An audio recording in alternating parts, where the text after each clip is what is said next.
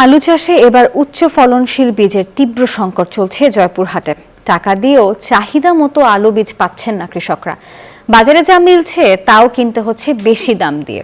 চাহিদার কারণে বীজের দাম বেশি নিচ্ছেন অসাধু ব্যবসায়ীরা, আর কৃষকরা এমন দাবি করলেও কৃষি বিভাগ বলছে জেলায় বীজের কোনো সংকট নেই। ধান কাটা শেষ, এবার চলছে আলু চাষের প্রস্তুতি।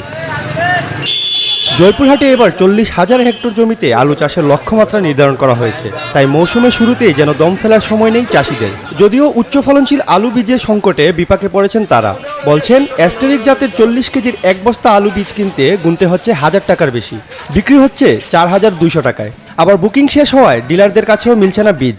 যেটা 1 নম্বর গ্রেড, যেটা সেটা হলো 80 টাকা কেজি, আর যেটা হচ্ছে 2 নম্বর সেটা ওই 78 টাকা কেজি। একজন কৃষক আলু উৎপাদন 100 টাকা কেজি বর্তমানে কিনতেছে বীজ, কিন্তু যখন কোল্ড স্টোরেরা কিনে তখন কিন্তু কিনতেছে 18 টাকা, 15 টাকা, 20 টাকা কেজি। সিন্ডিকেটের ব্যবসা, বীজ না পেলে কৃষক কিভাবে বিক্রি করবে? দাম বেশির কথা স্বীকার করে পরস্পরকে দুষছেন ডিলার ও ব্যবসায়ীরা। আমাদের ডিলারের কাছ থেকেই বেশি দামে আলু কিনতে হয়, যার ফলে আমরা বেশি দামে আলুটা আমাদের বিক্রি করতে হয়। বীজের দাম বেশি নেওয়া হচ্ছে, কৃষক পর্যায়ে যে অভিযোগ সেটা একেবারে উড়িয়ে দেওয়া যাবে না। বীজের ঘাটতির জন্যই এই কাজটা হচ্ছে, ভালো বীজের ঘাটতি। তবে বাজারে আলু বীজের সংকট নেই জানিয়ে কারসাজি রোধে মনিটরিং চলছে বলে দাবি কৃষি কর্মকর্তার। এখন পর্যন্ত বাজারে পর্যাপ্ত পরিমাণ বীজের সরবরাহ আছে।